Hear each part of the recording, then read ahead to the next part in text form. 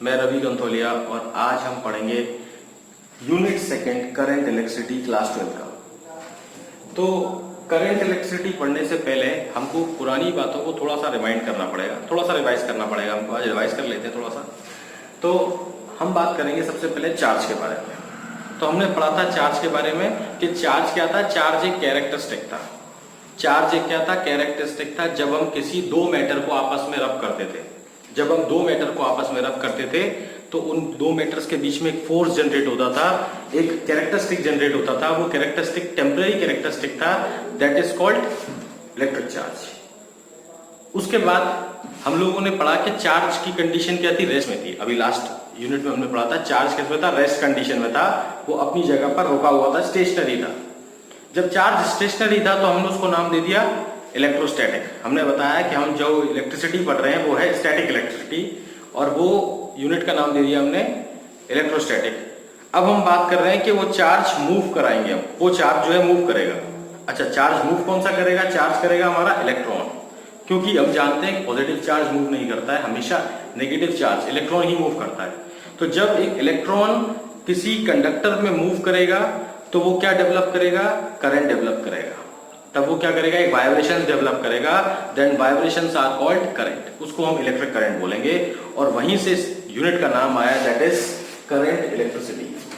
और इस वीडियो में हम टॉपिक्स कुछ डिस्कस करेंगे, जैसे कि पहला इलेक्ट्रिक करंट, कि इलेक्ट्रिक करंट क्या है इसके बारे में जानेंगे। दूसरा हम जानेंगे कि इलेक्ट्रोमोटिव फोर्स क्या है। ये वर्ड बहुत बार सुना हुआ है, जिसको हमने ईएमएफ कहा है कि ईएमएफ क्या है। तीसरा हम बात करेंगे फ्लो ऑफ इलेक्ट्रिक। तो हम बात करेंगे सबसे पहले इलेक्ट्रिक करंट के बारे में। तो देखिए, जो करंट है वो कंडक्टर में फ्लो होता है, इंसुलेटर में नहीं फ्लो होता है। कंडक्टर में फ्री इलेक्ट्रॉन्स होते हैं जो कि जो वो इलेक्ट्रॉन्स मूव करते हैं तो वहां पर एक करंट डेवलप होता है। कैसे होता है? तो करंट की कुछ डेफिनेशन है, वो कहती है कि rate of flow of charge through conductor. मतलब जब चार्ज किसी कंडक्टर में मूव करता है तो वहां पर करंट डेवलप हो जाता है। तो इलेक्ट्रिक करंट का फॉर्मूला सीधा बनता है चार्ज अपॉन टाइम। चार्ज के लिए हम Q लगाते हैं, टाइम के लिए हम लगाते हैं T। तो उसकी SI यूनिट जो हो जाती है वो होती है कूलाम चार्ज के लिए, और टाइम के लिए सेकंड। तो यूनिट बन जाएगी कूलाम पर सेकंड या फिर एम्पियर। लेकिन हमको एक बात पता भी है पहले से कि इलेक्ट्रिक करंट जो है वो एक फंडामेंटल क्वांटिटी है। जो हम लोगों ने 7 फंडामेंटल क्वांटिटीज पढ़ी थी क्लास 11 में, याद करेंगे आप लोग। तो हमारे पास 7 जो फंडामेंटल क्वांटिटीज थी, जिसमें हम लोगों ने पढ़ा था mass, length, time, temperature, current, luminous intensity, quantity of substance. तो करंट भी एक फंडामेंटल क्वांटिटी है, ठीक। करंट, दूसरी बात आती है, करंट एक टेंसर क्वांटिटी है। टेंसर क्वांटिटी है जिसकी ऑर्डर 0 है। टेंसर क्यों है? क्योंकि ये स्केलर और वेक्टर दोनों की तरह से एक्ट कर रही है, लेकिन ये वेक्टर सम नहीं करती है, ये स्केलर सम करती है। क्यों करती है? क्योंकि इसके पास एक ये जो करंट होता है वो हमेशा पॉजिटिव एंड से चलता है और नेगेटिव एंड पर आकर खत्म हो जाता है। लेकिन अगर मैं टर्मिनल्स को बदल दूं तो फिर वही कहानी हो जाएगी, पॉजिटिव से चलेगा और नेगेटिव पर आएगा। मतलब हम इसकी डायरेक्शन खुद डिफाइन कर सकते हैं। लेकिन करंट कंडक्टर के अंदर हमेशा पॉजिटिव से नेगेटिव एंड में ही चलेगा। करंट एक स्केलर क्वांटिटी है, इसलिए करंट एक स्केलर ही सम करेगा। स्केलर सम का मतलब क्या होता है कि दो क्वांटिटीज डायरेक्टली ऐड हो जाती हैं आपस में। तो देखिए, एक एग्जांपल के तौर पर हमने समझाने की कोशिश करी है। हमारे पास एग्जांपल 1 है, तो जरा देखिए, एक वायर है जिसमें करंट 4 एम्पीयर आ रहा है, दूसरा वायर है उसमें करंट 5 एम्पीयर आ रहा है, और देखा गया कि वो एक तीसरे वायर से जुड़ा हुआ है, थर्ड वायर से जुड़ा हुआ है। देखा गया तो टोटल सम कितना हो गया? 5, 4 + 5 कितना हो गया? 9 एम्पीयर। मतलब टोटल 9 एम्पीयर करंट क्या हो जाएगा? आगे की तरफ निकल जाएगा। और दूसरी तरह से आप देखना चाहेंगे तो सपोज करिए कि सर्किट के अंदर करंट I फ्लो हो रहा था। यहाँ पर ये करंट I निकल रहा था पॉजिटिव एंड से, करंट निकला। अब देखा गया कि यहाँ पर 3 बल्ब्स लगे, बल्ब 1, बल्ब 2, बल्ब 3। मैं यहाँ पर रेजिस्टेंस नहीं ले रहा, रेजिस्टेंस अभी हम आगे पढ़ेंगे। तो पहले बात करते हैं, 3 बल्ब्स लगे हुए हैं, पैरेलल सर्किट बनाया हुआ है मैंने भी।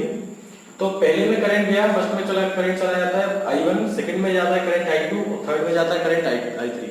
तो याद रखेंगे कि जो करंट था हमारे पास I, ये डिस्ट्रीब्यूट हुआ है इसमें I1, I2 और I3 में। Therefore the current I is equal to I1 plus I2 plus I3। इसमें क्या हो जाएगा? स्केलर सम किया जाएगा। और अगर बाहर करंट आएगा यहाँ पर, तो यहाँ पर भी वही करंट आएगा, I1 plus I2 plus I3। मतलब इस यूनिट के अंदर हम कहीं पर भी ऐसा नहीं दिखाएंगे कि करंट का कहीं किसी प्रकार से लॉस हुआ है। बात करेंगे टाइप्स ऑफ इलेक्ट्रिक करंट। तो इलेक्ट्रिक करंट दो तरह के हैं, पहला है हमारे पास कन्वेंशनल करंट, दूसरा है हमारे पास इलेक्ट्रॉनिक करंट। कन्वेंशनल करंट का मतलब है जो पॉजिटिवली चार्ज पार्टिकल्स के कारण करंट डेवलप हुआ है, उनके मूवमेंट के कारण डेवलप हुआ है। दूसरा है इलेक्ट्रॉनिक करंट जो कि नेगेटिवली चार्ज इलेक्ट्रॉन्स के कारण डेवलप हुआ है। तो याद रखेंगे जितने नंबर ऑफ पॉजिटिव चार्ज होंगे उतनी नंबर ऑफ नेगेटिव चार्ज भी होंगे, मतलब number of positive charge carriers, number of negative charge carriers. किसी कंडक्टर में हम इक्वल लेकर चलेंगे क्योंकि जितने इलेक्ट्रॉन्स फ्री होंगे वो मूव करके जाएंगे, अब एक जगह अपनी खाली करेंगे, होल डेवलप करेंगे, वो पॉजिटिव चार्ज कैरियर बन जाएंगे उस जगह पर। दूसरी बात आती है, याद रखेंगे हम जितना कन्वेंशनल करंट प्रोड्यूस होगा उतना ही इलेक्ट्रॉनिक करंट भी प्रोड्यूस होगा। मतलब पॉजिटिव चार्ज कैरियर्स के कारण बनने वाला जो करंट था वो कन्वेंशनल करंट था, नेगेटिव चार्ज कैरियर से बनने वाला करंट इलेक्ट्रॉनिक करंट था, और दोनों की वैल्यू हमेशा इक्वल होंगी। लेकिन हमको जो डायरेक्शन लेनी है इलेक्ट्रिक करंट की वो कन्वेंशनल करंट की होगी। याद रखना है जो हमारा इलेक्ट्रिक करंट है वो हमेशा पॉजिटिव से नेगेटिव डायरेक्शन में चलता है। तो ये जो बैटरी लगाई गई होगी वो कुछ इस तरह से लगाई गई होगी इस कंडक्टर के अंदर। तो याद रखेंगे ये पॉजिटिव एंड ये नेगेटिव एंड, तो इधर की तरफ चलेगा। तो पॉजिटिव एंड्स आगे की तरफ जब मूव करेंगे, पॉजिटिवली चार्ज पार्टिकल जो है वो मूव करेंगे, तो उनके कारण जो करंट निकलेगा वो कन्वेंशनल करंट होगा और वही डायरेक्शन को डिफाइन करेगा इलेक्ट्रिक करंट की। तो इसका मतलब इलेक्ट्रिक करंट का डायरेक्शन हमेशा क्या होगा, positive to negative terminal of the battery या ऑफ द सेल। किसी भी सर्किट के अंदर किसी भी बैटरी जिसमें लगा हुआ हो या सेल लगा हुआ हो वो हमेशा पॉजिटिव से चलेगा और नेगेटिव पर जाकर एंड होगा, और उसके अपोजिट डायरेक्शन में हमेशा इलेक्ट्रॉन होगा। या ये कह सकते हैं the direction of electric current is always opposite to the direction of flow of electrons। या ये कह सकते हैं कि इलेक्ट्रिक करंट का डायरेक्शन हमेशा इलेक्ट्रॉनिक करंट के डायरेक्शन का अपोज करेगा। तो याद रखेंगे ये माइनस का साइन मैंने यहाँ से रिप्रेजेंट करने के लिए दिया है कि कन्वेंशनल करंट और इलेक्ट्रॉनिक करंट हमेशा आपस में इक्वल तो होंगे लेकिन अपोजिट डायरेक्शन में होंगे, और जो कन्वेंशनल करंट होगा वही हमारा इलेक्ट्रिक करंट होगा। देखिए एक न्यूमेरिकल देखते हैं हम इलेक्ट्रिक करंट का। जैसा कि उसने कहा कि 10 टू द पावर 20 इलेक्ट्रॉन्स एक, और उनके पास चार्ज कितने हैं, जो चार्जेस है जो इलेक्ट्रॉन्स पर हर एक इलेक्ट्रॉन पर चार्ज है 1.6 into 10 to the power -19 coulomb. तो इलेक्ट्रॉन का चार्ज हमको पता है 1.6 into 10 to the power -19 coulomb है, और टोटल नंबर ऑफ इलेक्ट्रॉन्स मतलब n की वैल्यू हमारे पास है 10 to the power 20 इलेक्ट्रॉन्स। और हमको उसने बताया कि एक A पॉइंट से B पॉइंट की तरफ ये इलेक्ट्रॉन्स मूव कर रहे हैं, ये मूव कर रहे हैं, पास हो रहे हैं A पॉइंट से B पॉइंट की तरफ। ये पॉइंट हो गया एक A पॉइंट, ये पॉइंट हो गया B पॉइंट। ये डायरेक्शन किसका है, डायरेक्शन ऑफ इलेक्ट्रॉन्स, ये इलेक्ट्रॉन्स का डायरेक्शन है। हमको इसमें करंट का भी डायरेक्शन बताना है और करंट की वैल्यू एम्पियर में कैलकुलेट करके दिखानी है। तो देखते हैं करंट का फॉर्मूला हमको पता है, फॉर्मूला होता है Q/T चार्ज अपॉन टाइम, और हम लोगों ने पढ़ा था चार्ज का क्वांटाइजेशन इन नेचर। चार्ज जो है क्वांटिजाइज नेचर का होता है, फॉर्मूला बनता है Q = N × E। टाइम हमको पहले से गिवन दे रखा है 0.1 सेकेंड्स। तो ये वैल्यू यहां पर पुट करते हैं, I = NE/T। I = N की वैल्यू हमारे पास 10 to the power 20, E की वैल्यू हमारे पास 1.6 into 10 to the power -19, और टाइम हमारे पास 0.1 सेकेंड्स। जब हम इसको सॉल्व करते हैं तो वैल्यू आती है इस 10 to the power 20 और ये 19 तो बच जाता है 10, तो 1.6 into 10/0.1 पॉइंट ब्रेक करके ऊपर 10 हो जाएगा, तो वैल्यू आएगी 160 एम्पियर। तो करंट आ गया हमारे पास 160 एम्पियर। और उसके डायरेक्शन के बारे में बात करेंगे तो हम लोगों ने भी लास्ट में पढ़ा था कि हमेशा इलेक्ट्रिक करंट का डायरेक्शन इलेक्ट्रॉन्स के डायरेक्शन के अपोजिट होता है। तो अगर इलेक्ट्रॉन्स A से B की तरफ मूव कर रहे हैं, A to B मूव कर रहे हैं, तो करंट का डायरेक्शन होगा B to A। तो याद रखेंगे the direction of electric current is from B to A, B से A की तरफ होगा हमारा डायरेक्शन। तो हमारा नेक्स्ट क्वेश्चन है कि हाइड्रोजन एटम है, उसके ऑर्बिट में एक इलेक्ट्रॉन मूव कर रहा है जो कि रेडियस है उसकी 5 × 10 to the power -11 मीटर और स्पीड है 2.2 × 10 to the power 6 मीटर पर सेकेंड। तो हमको करंट की वैल्यू कैलकुलेट करनी है, इक्विवेलेंट करंट कैलकुलेट करना है। तो हमारे पास क्या क्या गिवन है? सबसे पहले हमारे पास रेडियस गिवन है, वैल्यू है 5 × 10⁻⁻11 मीटर, और इलेक्ट्रॉन का चार्ज कितना होता है 1.6 × 10⁻⁻19 कूलम। दूसरा स्पीड हमारे पास दे रखी है 2.2 × 10⁻6 मीटर पर सेकेंड। तो जैसा कि हम करंट का फॉर्मूला जानते हैं, करंट इज इक्वल टू होता है चार्ज अपॉन टाइम। चार्ज के लिए इलेक्ट्रॉन लगा दिया E, और टाइम के लिए हम फॉर्मूला लगाएंगे क्योंकि सर्कल में घूम रहा है, मतलब एक हाइड्रोजन एटम है, उसके चारों ओर इलेक्ट्रॉन घूम रहा है, तो इसका एक रेडियस भी दे रखा है उसमें। जब रेडियस दिया हुआ है तो वो कवर क्या करेगा? सर्कमफ्रेंस कवर करेगा। तो हम बोलेंगे 2πr अपॉन स्पीड, इससे हमको मिल जाएगा टाइम। टाइम का फॉर्मूला जैसा हमको पता है distance upon speed, distance upon speed. तो डिस्टेंस हमारे पास था 2πr और स्पीड है हमारे पास v। तो I की वैल्यू हमारे पास निकल के आती है ev अपॉन 2πr। ये सारी वैल्यूज हम पुट करते हैं तो बन जाता है E की वैल्यू 1.6 × 10⁻⁻19, v की वैल्यू हमारे पास 2.2 × 10⁻6 अपॉन 2 × पाई के लिए 22 और 7 को मैं ऊपर ले जाता हूं पहले, और r की वैल्यू हमारे पास 5 × 10⁻11। पॉइंट ब्रेक कर देते हैं यहां से, 22 से 22 कैंसिल आउट, 5 × 2 क्या हो जाएगा 10 हो जाएगा, और 1.6 × 7 ये हो जाएगा 10⁻⁻19 प्लस 6, सिर्फ खाली कैलकुलेशन और कुछ नहीं है इसमें। ये हो जाएगा 100 × 10⁻11। सॉल्व करने पर 1.6 इसका मल्टीप्लाई हो जाएगा 1.12, ऊपर पावर हो जाएगी हमारे पास, नीचे हो जाएगी वैल्यू 10⁻⁻9, और ये -9 जब ऊपर जाएगा तो प्लस का 9 हो जाएगा, और 9 और 6 15, सॉल्व करने पर वैल्यू कुछ ऐसी आएगी 10⁻3, जो कि वैल्यू निकलेगी एम्पियर। आप कैलकुलेट खुद भी करके देख सकते हैं। तो करंट हमारा निकल के आएगा 1.12 × 10⁻3 एम्पियर। हम नेक्स्ट टॉपिक की बात करने वाले हैं EMF, electromotive force. Electromotive force का मतलब क्या है कि potential difference between two terminal of the cell या फिर बैटरी। सेल या बैटरी के टर्मिनल्स के बीच में जो पोटेंशियल डिफरेंस होगा that is called electromotive force. उसको इलेक्ट्रोमोटिव फोर्स कहेंगे। नाम फोर्स है लेकिन एक्चुअली है ये पोटेंशियल ही।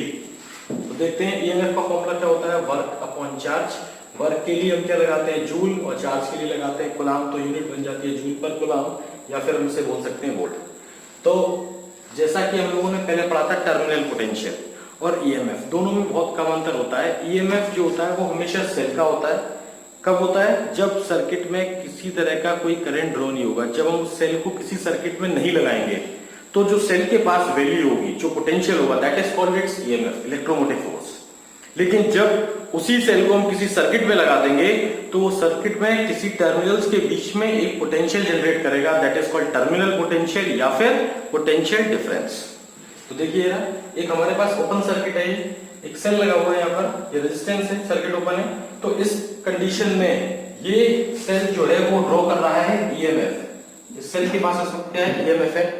बट इस सर्किट में, सर्किट क्लोज है, तो इसका मतलब अब इस सर्किट के अंदर इस सेल के पास है potential, electric potential difference, electric potential इसके पास। और इस एंड्स के पास क्या है, पोटेंशियल डिफरेंस। ये A और B एंड्स के पास क्या है, पोटेंशियल डिफरेंस। पोटेंशियल डिफरेंस दो टर्मिनल एंड्स के बीच में होता है, और टर्मिनल्स के बीच में, पॉजिटिव और नेगेटिव टर्मिनल के बीच में जो वैल्यू होती है that is called its EMF। हमेशा एक बात और याद रखनी है कि EMF की वैल्यू हमेशा इलेक्ट्रिक पोटेंशियल डिफरेंस से कम होगी। क्यों? क्योंकि EMF जो सेल का होता है वो बढ़ाया नहीं जा सकता, वो उसकी फिक्स्ड क्वांटिटी होती है। तो EMF की वैल्यू जो है वो हमेशा इलेक्ट्रिक पोटेंशियल डिफरेंस से ज्यादा वैल्यू होगी, या हम ये कह सकते हैं EMF की वैल्यू टर्मिनल पोटेंशियल से ज्यादा होगी। EMF का दूसरा नाम भी है जिसको हम इलेक्ट्रोड पोटेंशियल बोल देते हैं, इलेक्ट्रोड पोटेंशियल बोल सकते हैं, या फिर इसे बोल देते हैं सेल पोटेंशियल। वो एक ही बात है, cell potential, EMF, electrode potential, ये सब EMF के ही नाम है।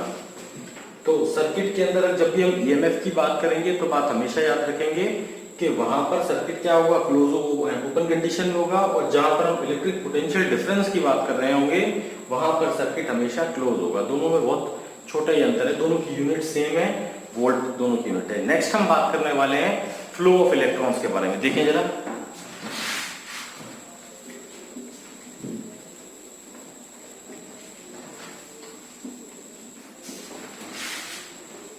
नेक्स्ट हम बात करने वाले हैं फ्लो ऑफ इलेक्ट्रॉन्स के बारे में।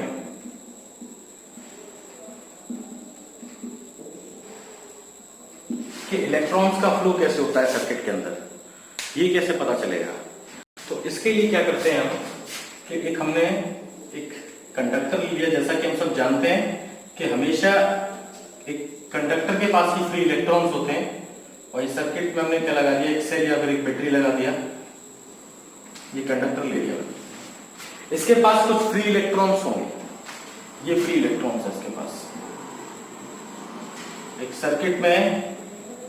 सर्किट को मैंने एक कंडक्टर से लगा दिया, कंडक्टर से ज्वाइन कर दिया, और मैं ये देखना चाह रहा हूं फ्लो, इलेक्ट्रॉन का फ्लो कहां पर होगा, करंट का डायरेक्शन कैसे हम डिफाइन करते हैं। तो ये एक पॉजिटिव एंड है, ये एक नेगेटिव एंड है। तो अगर ये पॉजिटिव एंड है तो ये वाला साइड कंडक्टर का पॉजिटिव पोलैरिटी गेन करेगा, ये वाला साइड नेगेटिव एंड हो जाएगा। तो पॉजिटिव और नेगेटिव के बीच में, जैसा कि हम लोग जानते हैं कि क्या होता है, हमेशा इलेक्ट्रिक फील्ड जनरेट होता है। दोनों के बीच में होता है इलेक्ट्रिक फील्ड, दोनों के बीच में, मतलब एक पॉजिटिव और नेगेटिव के बीच में, पॉजिटिव एंड और नेगेटिव एंड के बीच में हमेशा एक इलेक्ट्रिक फील्ड जनरेट होता है। ये पॉजिटिव टर्मिनल है, नेगेटिव टर्मिनल है। सर्किट हमने क्लोज कर दिया। अब ये एंड अगर पॉजिटिव है तो सारे इलेक्ट्रॉन्स पॉजिटिव की तरफ भागने लगेंगे, ये सब इलेक्ट्रॉन्स पॉजिटिव की तरफ भागने लगेंगे। क्यों? क्योंकि हमने पढ़ा है कि इलेक्ट्रॉन जो नेगेटिवली चार्ज पार्टिकल होते हैं, इलेक्ट्रॉन्स वही मूव कर सकते हैं, वो पॉजिटिव एंड की तरफ भागने की कोशिश करेंगे, मूव करने की कोशिश करेंगे। बट कोई कंडक्टर जो है हमारे पास आइडियल नहीं है, इसका मतलब इसके पास कुछ ना कुछ फॉल्ट भी होगा, होल्स भी होंगे, that is called its resistance. इसके अंदर कुछ रेजिस्टेंस, कुछ ऑपोजिशन भी ऑफर्ड हो रखा होगा, यहां पर कुछ मान लीजिए ऑपोजिशन रहा होगा। तो होगा क्या कि कुछ इलेक्ट्रॉन्स जो होंगे इन ऑपोजिशंस को देख करके वो वापस लौट जाएंगे, वापस जाएंगे अपने पाथ पर, वापस जाएंगे, फिर दोबारा से लौट कर आएंगे इस पॉजिटिव एंड की तरफ। तो ऐसे इलेक्ट्रॉन्स कहलाएंगे ड्रिफ्ट इलेक्ट्रॉन्स। ड्रिफ्ट इलेक्ट्रॉन्स जो इलेक्ट्रिक फील्ड के डायरेक्शन में चले गए, जो डर करके, यही कह सकते हैं जो रेजिस्टेंस से डर करके ड्रिफ्ट हो गए, अपोजिट डायरेक्शन में चले गए, अपने मूवमेंट के अपोजिट डायरेक्शन में, that are called drift electrons. ऐसे इलेक्ट्रॉन्स जो कि इलेक्ट्रिक फील्ड का अपोज करते हुए पॉजिटिव एंड की तरफ पहुंच गए, they are called mobile electrons. Mobile electrons, दो तरह के इलेक्ट्रॉन्स हैं, पहले इलेक्ट्रॉन्स है हमारे पास ड्रिफ्ट इलेक्ट्रॉन्स, दूसरे हमारे पास मोबाइल इलेक्ट्रॉन्स। अब दोनों के पास अपनी अपनी एक स्पीड होगी। जो मोबाइल इलेक्ट्रॉन्स होंगे उनके पास मोबाइल वेलोसिटी होगी, जो ड्रिफ्ट इलेक्ट्रॉन्स होंगे उनके पास ड्रिफ्ट वेलोसिटी होगी। जब ड्रिफ्ट इलेक्ट्रॉन्स मूव करेंगे तो उनके पास एक वेलोसिटी होगी, that are called drift velocity. इनके पास जो वेलोसिटी होगी होगी ड्रिफ्ट वेलोसिटी, और मोबाइल के इलेक्ट्रॉन्स के पास होगी मोबिलिटी, जिसके बारे में भी हम बात करेंगे। तो याद रखेंगे कि जब हमारे पास जो ड्रिफ्ट इलेक्ट्रॉन्स है, जब ये मूव करेंगे बैक डायरेक्शन में, तो एक वाइब्रेशन क्रिएट होगा, the vibration is called current. और ये करंट जो है वो हमेशा इलेक्ट्रिक फील्ड के डायरेक्शन में रहेगा, ये आप इधर की तरफ मूव करने लगेंगे।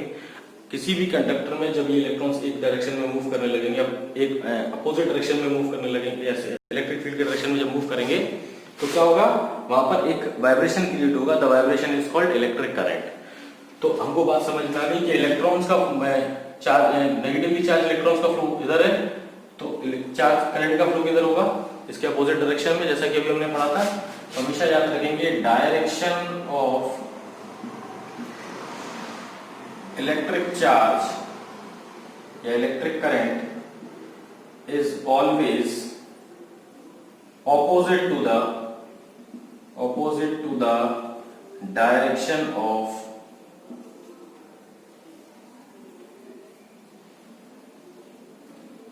इलेक्ट्रॉन्स, फ्री इलेक्ट्रॉन्स, क्योंकि फ्री इलेक्ट्रॉन्स का डायरेक्शन हमेशा अपोज करेगा, या ये कह सकते हैं कि करंट का डायरेक्शन हमेशा इलेक्ट्रिक फील्ड के डायरेक्शन में ही रहेगा। ये दोनों बातें हमको याद रखनी पड़ेंगी कि इलेक्ट्रिक फील्ड के डायरेक्शन में ही हमेशा करंट का डायरेक्शन रहेगा, और या ये कह सकते हैं कि हमेशा करंट का डायरेक्शन इलेक्ट्रॉन्स के अपोजिट डायरेक्शन में रहेगा। ठीक, या ये कह सकते हैं करंट का डायरेक्शन हमेशा ड्रिफ्ट इलेक्ट्रॉन्स की साइड में ही रहेगा, जिस तरफ ड्रिफ्ट इलेक्ट्रॉन्स जाएंगे उसी तरफ इसका डायरेक्शन रहेगा। ठीक।